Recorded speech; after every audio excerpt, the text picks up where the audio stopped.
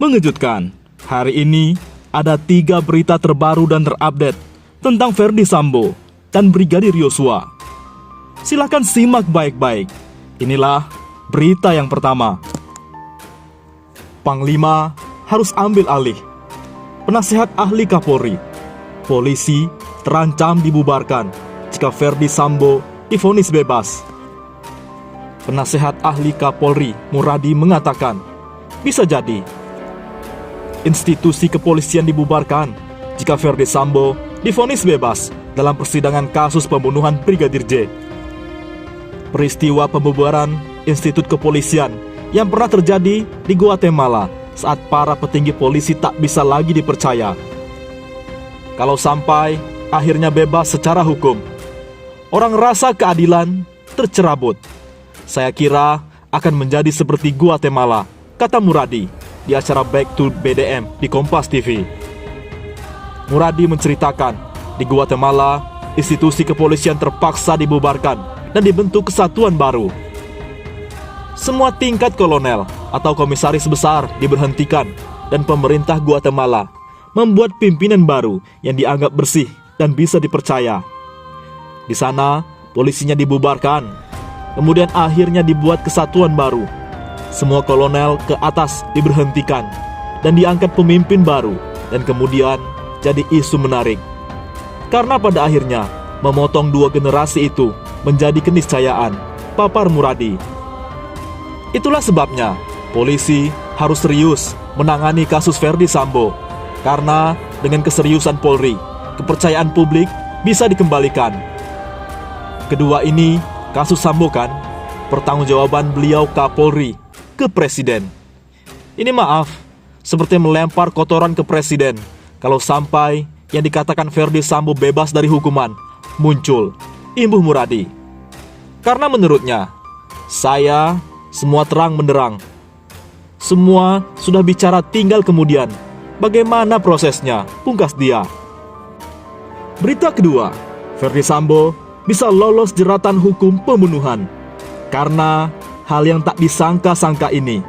Ternyata Ketua Komnas HAM Ahmad Taufan Damanik mengungkapkan ada kemungkinan Ferdy Sambo bisa lolos dari jeratan hukum kasus pembunuhan Brigadir J. Diketahui dalam kasus tersebut, Ferdy Sambo diduga memberi perintah Baradae untuk menembak Brigadir J. Mengenai perintah tersebut, Ahmad Taufan menilai bahwa bukan berarti harus membunuh Brigadir J. Perintah tersebut menembak, bukan membunuh, kata Taufan. Persepsi inilah yang bisa dipakai Ferdy Sambo untuk terbebas dari jeratan hukum pembunuhan. Ketika di hadapan hakim, Ferdy Sambo mungkin saja mengatakan dirinya tidak memberi perintah untuk membunuh Baradae. Taufan mengatakan alasan itu bisa digunakan Ferdy Sambo karena dia hanya memberi perintah ajudannya untuk menembak, bukan membunuh Yosua. Taufan menduga mantan Kadif Propam itu akan mengatakan jika dirinya tidak membunuh. Saya bisa jadi alasan Ferdy Sambo suruh tembak itu lututnya, bukan bunuh Brigadir J. Kan bisa begitu, ujar Taufan dilansir suara.com dalam wawancara di kantor Komnas HAM Menteng, Jakarta Pusat, Selasa 13 September. Ketua Komnas HAM itu juga menilai bisa saja perintah penembakan Ferdy Sambo itu menembak di bagian tubuh yang tidak membahayakan, seperti pada bagian kaki atau juga tangan Brigadir J. Kalau Baradae menembak di bagian yang tidak membahayakan, kan tidak bisa dibilang membunuh, kata Taufan.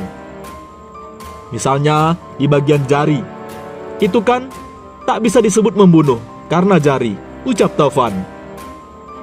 Di sanalah Baradae bisa jadi salah persepsi dan tafsir atas perintah Ferdy Sambo tersebut terkait menembak pada Brigadir J. Sambo bilang, tembak car. Baradae, tembak car, bukan bunuh car, bukan bunuh, ungkap Taufan. Sambo kan bilang tembak Brigadir J, biar bisa bikin jera agar tidak bunuh istri saya, tuturnya. Ini Richard Baradae salah tangkap hingga tembak sampai mati Brigadir J, katanya. Setelah istrinya, Ferdi Sambo disebut juga alami gangguan jiwa. Apakah bisa bebaskan dari hukuman? Komnas HAM mengatakan bahwa Ferdi Sambo mengalami gangguan jiwa dan mengarah pada psikopat. Pernyataan ini memang gencar terdengar karena mantan Kadif Propam Polri itu membunuh Brigadir Yosua Huta Barat dengan sadis. Ia menyusun rencana jahat untuk membunuh ajudannya, Brigadir Yosua Huta Barat. Lalu, Ferdi Sambo juga menyusun skenario untuk menghalangi pengungkapan fakta. Ia menyeret banyak personel polisi yang memiliki pangkat di bawahnya untuk membantunya menutup fakta pembunuhan ini. Bisa jadi psikopat, tapi ini bisa karena superpower itu. Dia bisa meyakini dirinya, siapa yang bisa bongkar kejahatan saya bisa suruh-suruh ini semua, ujar Ketua Komnas HAM, Ahmad Taufan Damanik. Sebelumnya, istri Ferdi Sambo, Putri Chandrawati, juga disebut alami gangguan jiwa. Komnas Perempuan menyebutkan Putri perlu pendampingan rutin. Superpower ini bisa membuat Sambo terjerat hukum yang lebih tinggi karena muncul keinginan untuk membunuh korban. Dengan adanya sifat superpower dari Ferdi Sambo ini, terlihat sombong hingga bisa melakukan sesuatu yang melanggar hukum lainnya. Bisa jadi ada kebencian kalau tidak dihabisi langsung karena dia merasa superpower, ujarnya. Dugaan tim Komnas HAM ini merujuk pada kedudukannya Ferdi Sambo yang semestinya dengan mudah bisa membunuh orang. Dengan jabatan yang tinggi, Ferdi Sambo berpikir bisa memerintah anak buahnya untuk membunuh Yosua tanpa mengotori tangannya. Ferdi Sambo disebut sebagai dalang pembunuhan terhadap Brigadir J. Dua ajudannya, yakni Baradae alias Richard Eliezer dan Bribka Ricky Rizal, yang telah mengaku sempat diminta untuk menembak Brigadir J. Ricky menolak, sementara Richard tidak.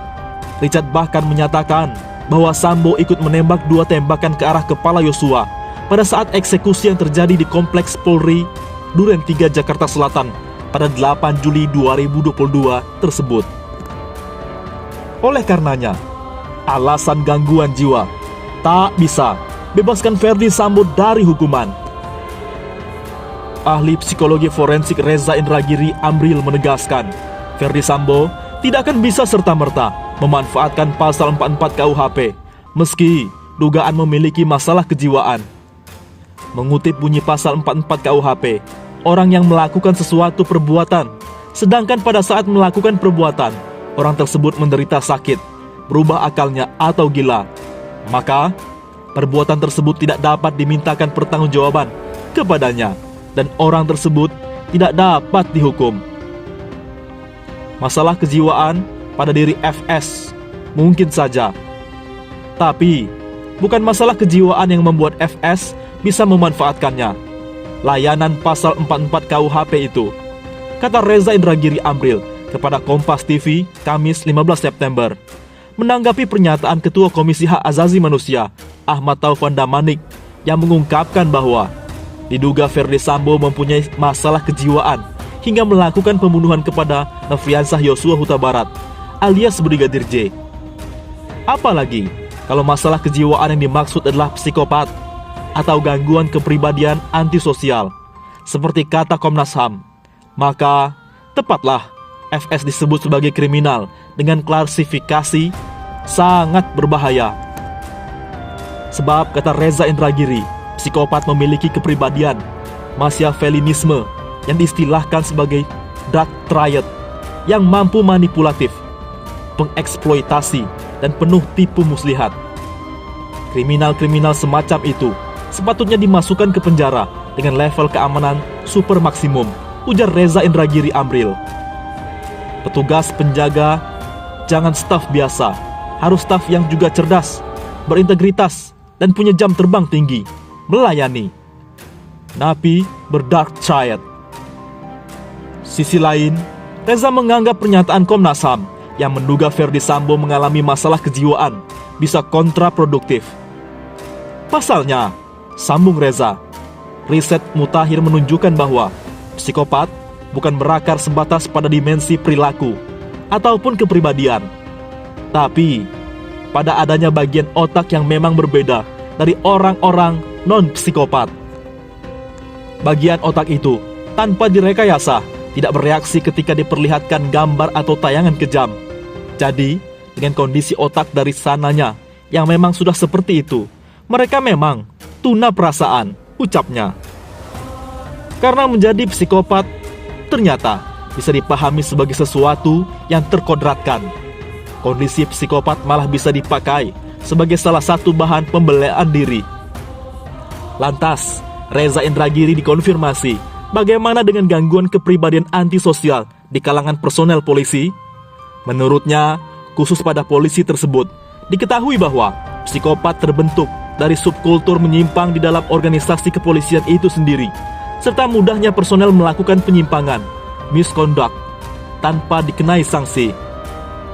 Alhasil, selangkah bunda mengandung jika ada personel dengan kepribadian antisosial.